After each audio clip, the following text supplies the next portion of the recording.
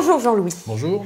Tu as créé Dogstory en 2006 et Dogstory produit des documentaires historiques pour les télévisions du monde entier. Et un jour, tu m'as parlé de Napoléon avec un angle d'attaque qui m'a beaucoup surpris et que j'ai envie que tu partages avec nous. Tu peux nous en parler un petit peu? Avec plaisir. Bon, c'est pas un angle d'attaque qui est très nouveau, mais ce qui est nouveau, c'est l'émergence de Napoléon Bonaparte dans la société actuelle.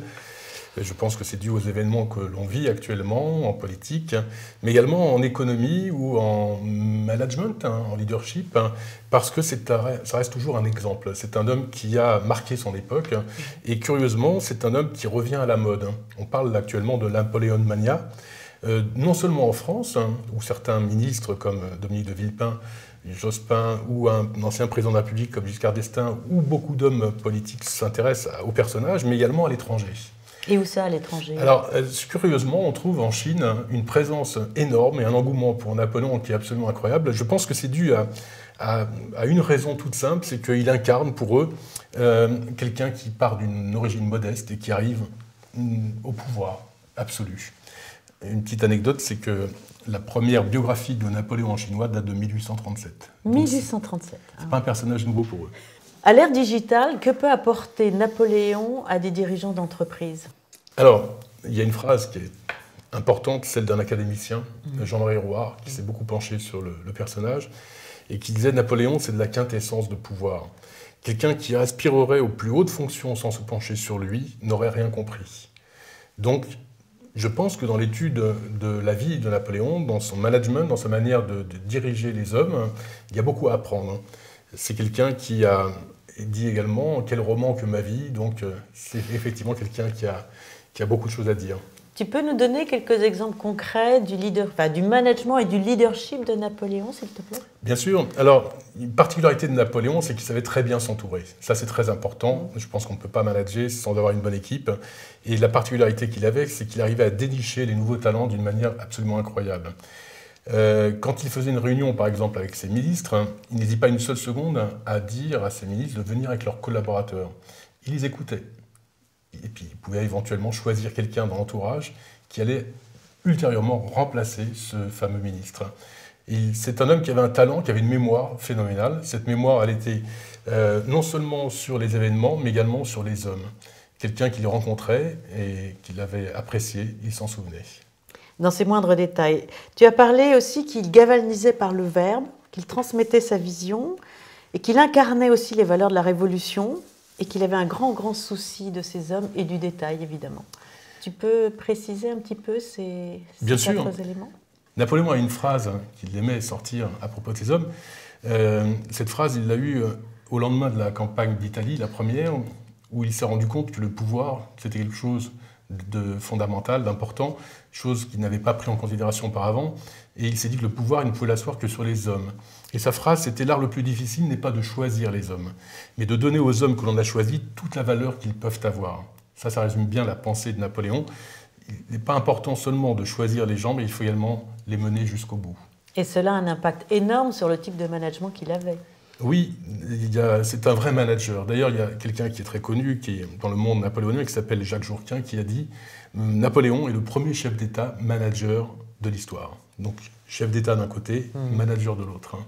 Donner aux hommes toute la valeur qu'ils peuvent avoir. Je dirais, comment, en fait, il procédait concrètement, Napoléon? Alors, c'était un homme qui savait galvaniser avec le verbe et également par l'exemple. Napoléon ne se contentait pas d'être dans sa tente pendant qu'il y avait une bataille, il allait au combat. Donc les hommes le voyaient, il était toujours présent. C'est quelqu'un qui aimait aussi beaucoup récompenser les gens. C'est lui qui a inventé la méritocratie et cette promotion au mérite permettait justement de galvaniser les troupes et puis de les fidéliser. Pour un chef d'entreprise, c'est très important. Ça lui permettait également d'avoir de la fidélité de la part de ses troupes. Et puis également, ça leur permettait d'avoir le désir d'aller plus loin. Et ça, c'est très important, pousser les gens à l'extrême. Ce que j'entends, c'est une motivation par la reconnaissance et pas forcément par l'argent.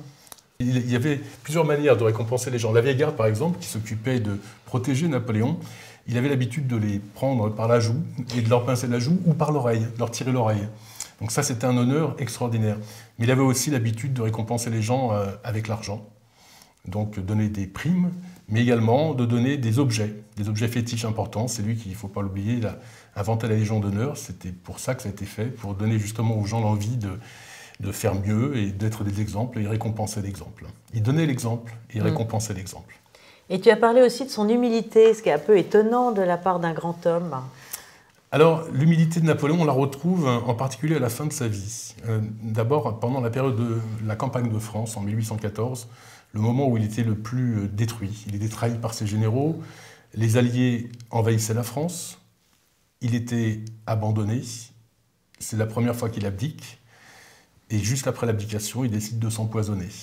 Il avait une fiole de poison autour du cou qu'il avait gardée de la campagne de Russie, que lui avait faite son médecin, Corvisart, et il boit cette fiole.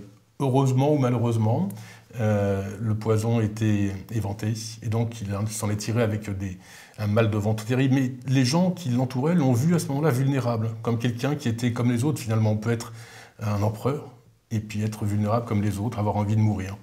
Et le deuxième endroit où on trouve beaucoup d'humilité de la part de Napoléon, où il reconnaît lui-même par écrit qu'il a fait des erreurs, c'est à Sainte-Hélène. Peu de gens le savent, mais à Sainte-Hélène, Napoléon a écrit ses propres mémoires. On connaît le mémorial, le livre de mémoire de Lascaz, qui était présent avec lui à Sainte-Hélène, qui est parti au bout d'1 an et demi, mais Napoléon a écrit ses mémoires pendant les 4 années ou 5 années où il a été à Sainte-Hélène. Et dans son livre, on voit des preuves d'humilité. Alors, il refait les plans de bataille. Waterloo, par exemple, il ne s'en remet pas. Il n'accepte pas la défaite de Waterloo, il le refait en long, en large, en travers. Mais on voit des preuves d'humilité, on voit que c'est un homme comme les autres aussi par rapport aux femmes, en particulier à la femme qu'il a le plus aimée, Joséphine, où là il reconnaît dans son livre des petites phrases, des petits bouts de lettres qu'il envoyait. Il reconnaît que c'était la femme de sa vie et qu'il n'a pas été récompensé. Et donc, en termes de manager-leader, quelles sont les 3 grandes idées que tu pourrais partager avec nous sur Napoléon?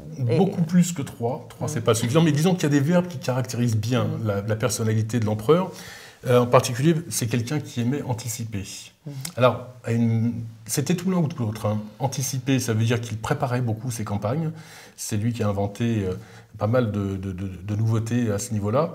Mais c'est quelqu'un également qui aimait collecter l'information. Ensuite, il a trié, donc trier cette information. Très important également. Selon quels critères, pardon? Alors, selon quels critères, ça dépend du moment. Ça dépend si c'est pendant une bataille, par exemple. Il va hiérarchiser l'information en fonction de la manœuvrabilité des troupes. Il va dire à ses soldats d'avancer jusqu'à tel endroit. C'est un homme qui était extrêmement précis. Il pouvait dire, par exemple, il calculait lui-même dans sa tête le nombre de kilomètres que pouvait faire un soldat par jour. Et il savait exactement, en avançant à marche forcée ou à marche normale, en combien de jours il serait à un endroit pour pouvoir contourner les troupes adverses. Ça veut dire qu'il connaissait très très bien le terrain. C'est un homme de terrain, bien entendu. C'est ce qu'on peut espérer de tous les chefs d'entreprise, c'est qu'ils connaissent le terrain. Et là, pour ça, on ne pouvait rien reprocher. C'était même plus qu'un homme de terrain, c'était un homme qui donnait l'exemple, Napoléon, sur le terrain.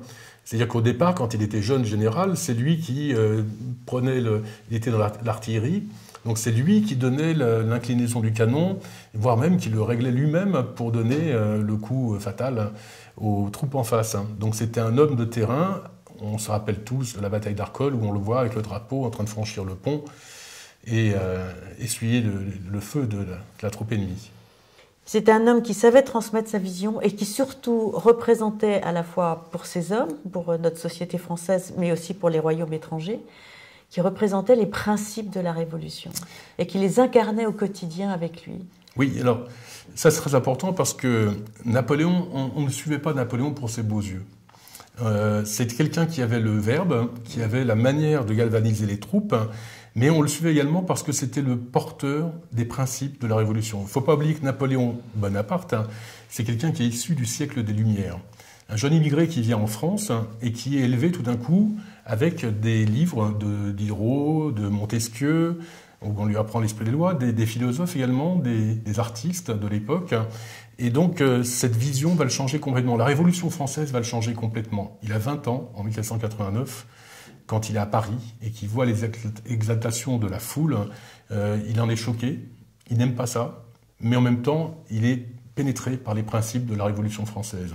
Et donc, ce que les hommes suivent, ce n'est pas seulement un leader, mais c'est quelqu'un aussi qui a une vista, qui a une vision, et qui a des principes qui sont ceux de la Révolution française, liberté, égalité, fraternité. Et puis une certaine notion de grandeur de la France aussi, parce qu'il a quand même largement agrandi la France en Europe. Vrai. C'est ça qui est merveilleux chez cet homme-là, c'est que ce n'est pas qu'un général. Il faut savoir que Napoléon, s'il avait pu ne pas faire de guerre, il ne les aurait pas faites. C'était un homme qui a créé le Code civil, comme tout le monde le sait, le Code du commerce, mais également qui a fait des révolutions industrielles. C'était un grand manager. C'est pour ça que la phrase de Jacques Jourquin est importante. C'est un leader, manager, chef d'État.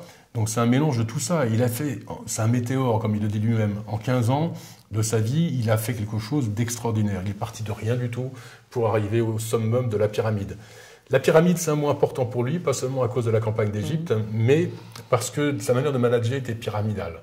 Pour lui, la fonction essentielle est au sommet de la pyramide et elle doit y rester. Par contre, juste en dessous, plus on élargit la pyramide, plus on transmet les valeurs et plus on transmet le pouvoir. Alors, cher Jean-Louis, en guise de conclusion, quelle pourrait être une citation de Napoléon qui pourrait servir les dirigeants d'aujourd'hui? La conclusion qui me paraît importante, la citation importante, c'est celle qu'il a eue quand il est revenu de la campagne d'Italie. Il avait 28 ans, c'était en 1797, et il a dit la chose suivante: on ne conduit un peuple qu'en lui montrant un avenir. Un chef est un marchand d'espérance. Merci beaucoup Jean-Louis pour le temps que tu nous as consacré.